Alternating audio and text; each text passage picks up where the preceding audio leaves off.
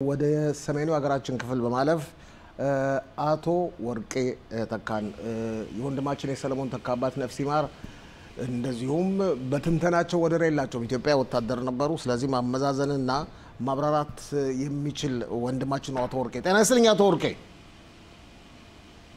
ጤና ይስጥልኝ አቶ ፋሲል፣ እንዲሁም አድማጭ ተመልካቾቻችን እንደምን አላችሁ? ሰላም ነው። እስቲ አጠቃልልን። እስራኤል ይህን ጦርነት በአስገራሚ ሁኔታ ድል ተቀዳጅታለች። ዓለምም በጣም ተገርመዋል። በአንጻሩ ኢራኖች አሸነፍን እያሉ እየጨፈሩ ነው።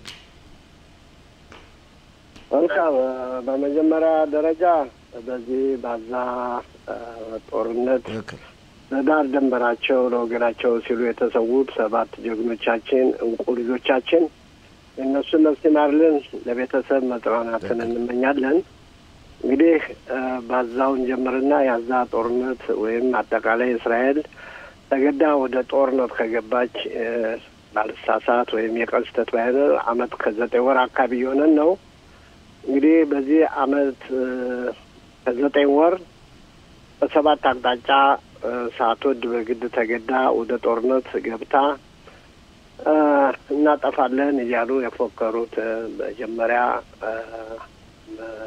ሂዝቦላ ሐማስ ኦክቶበር 7 ያደረሰብንን ጥቃት በጣም ከባድና የማይረሳ ጠባሳ ነው።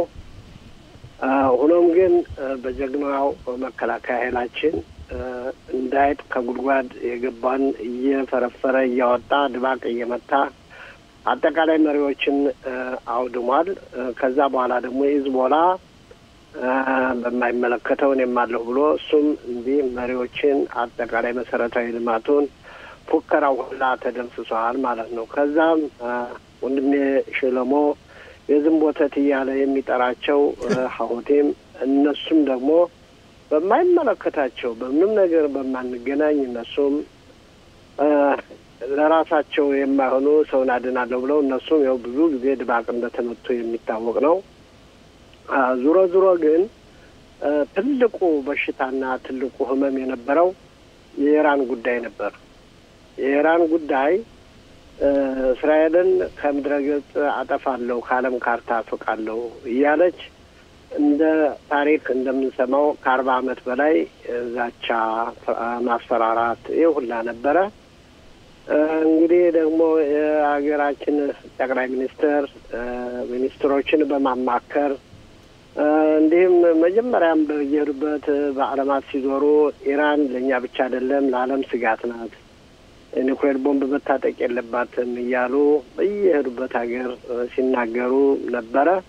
አሁን ግን የራሳቸውን ካቢኔ በመሰብሰብ የሰራዊቱን ክፍል የሶስቱን ኃይሎችም በመሰብሰብ በመወያየት የማያዳግም እርምጃ መውሰድ አለብን ብለው ውሳኔ በማሳለፍ ጀግናው አየር ኃይላችን ማንም ሳይበግረው ማንም ሳይቃወመው በሰው ሀገር 1800 እና 1700 ኪሎ ሜትር በመጓዝ ዓለምን የሚያስደምም ዓለምን የሚያስደንቅ ስራ ሰርቷል ማለት ነው። አዎ ትክክል ነው። ግን አሸንፈናል እየተሸነፉ ምን አይነት አባባል ምን አይነት ልምድ ነው? ሂዝቦላም እንደዛ ተወቅጦ አሸንፈናል ሲል ነበር። አሁን እንኳን ድምጹን አጥፍቷል። እንግዲህ እኛ የምናውቀው አንድ ሰው ትግል ይገጥምና ከጣለ ጥሎ ከላይ ከሆነ አሸነፈ ይባላል። ትክክል። ከታች ከሆነ ደግሞ ተሸነፈ ይባላል። እንግዲህ እነዚህ ኢራኖች ደግሞ ወይም የእስላማዊ መንግስት በሱ እይታና በእነሱ እሳቤ መደብደብ፣ መቀጥቀጥ፣ የመሰረታዊ ልማት መውደም፣ የኒውክሌር ማብላለው መመታት ማሸነፍ ከሆነ የዓለም መንግስት ይፍረደን።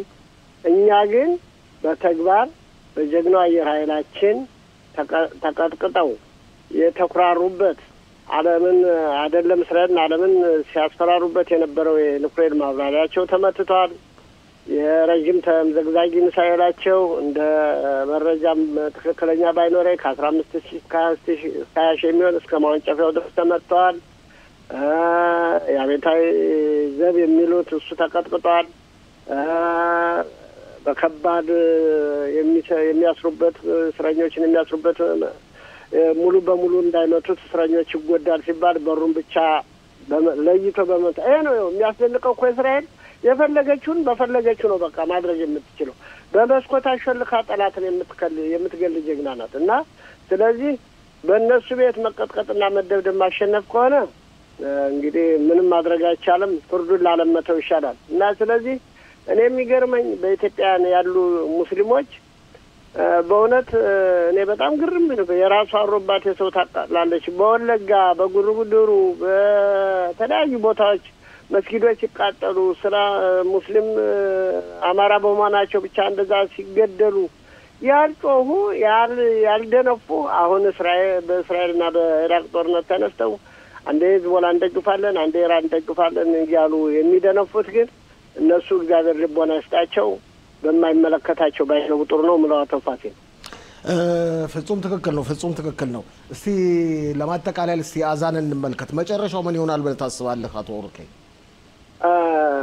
በርግጥ በዚህ ጦርነት በኢራን ምን በአዛውን ጦርነት ቢሆን አልተጎዳንም ማለት አይደለም ተጎድተናል ግን አንድ ነገር መገንዘብ ያለብን በኢራን በኩል ብንሄድ ሁሉ ጊዜ እየተፎከረብን ከምድረገጽ ትጠፋላችሁ እየተፎከረብን ነበር እንግዲህ ፎከራውን አስተንፍሰውታል ማለት ነው በአዛ በኩል ያለው ከባድ ነው አቶ ፋሲል እንግዲህ የሚያከብደው ምን እንደሆነ ታውቃለህ ጠላትን ከህዝብ መሀል ለይተህ ለመምታት ትንሽ ያስቸግራል ምክንያቱም አንድ አይነት ቁመና አንድ አይነት ቅርጽ ያላቸው ሰዎች አንድ አይነት መልክ ያለውን ሰው ከዛ ውስጥ ላይ ተለመምታት በጣም ያስቸግራል የጎረላ ወይም የከተማ ውጊያ በጣም አስቸጋሪና ውስብስብ ነው ለዚህ ነው ሰራዊታችን እነሱን መምታት አቅቶ ሳይሆን ሁለት ነገሮችን እየለየ ነው የሚሄደው አንደኛ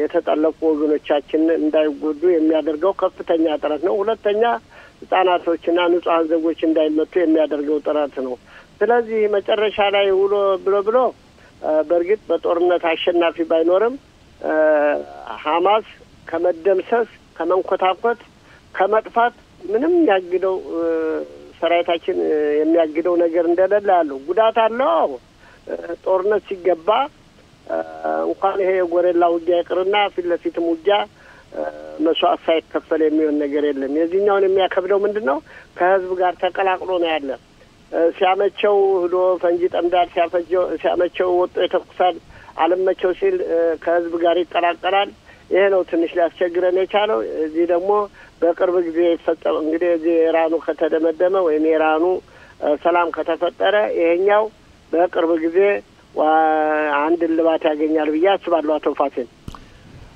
አቶ ወርቄ ተካ ከሰሜኑ ሀገራችን ክፍል በጣም አመሰግናለሁ ስላነጋገርከን በዚህ አጋጣሚ የደጀን እዛችን ቃል አቀባይ አቶ ሻለቃይቸው ባየን እጅግ ከባልደረቦቹ ጋር እናመሰግናለን ሲሰጣቸው የነበረው መመሪያዎች ለህዝባችን ነፍስ አድን ነበር መሳሪያ ይዞ ከመዋጋት በላይ ነበረ በየቀኑ በየሰዓቱ እየገባ መመሪያችን የሚሰጥ በዚህ አጋጣሚ ደግሞ ህዝባችን በእውነት የሚያኮራ ህዝብ ችግር የማይበግረው መመሪያን አዳምጦ ህይወቱን ያዳነ ትልቅ ክብር ሊሰጥ ይገባኛል ለአየር ኃይላችንና ለመከላከያ ኃይላችን እንዲሁም ለባህር ኃይላችን ትልቅ አክብሮት አለ የተከበሩ ጠቅላይ ሚኒስትራችንም ጀብድ ሰርተዋል በእውነት ኦክቶበር 7 ሱሪያቸውን ቢያወልቁ